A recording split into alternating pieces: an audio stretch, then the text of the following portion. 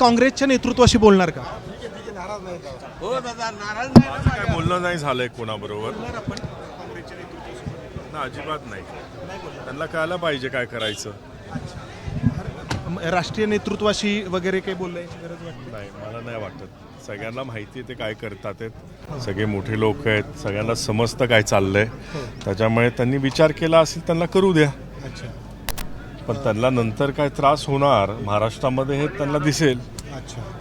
कारण कसं आहे, लोक विसरत नाहीत. हो आता जो प्रेम दादांचा आहे हो लोकांच्या मनात, हो अशा वेळेस हा निर्णय घेणं एवढ्या मॅच्युअर पार्टीनी, म्हणजे जिथं एवढे मोठे नेते आहेत, हे अतिशय चुकीचं आहे. तुम्हाला वेदना होत आहेत यामुळे? मला असं वाटतं की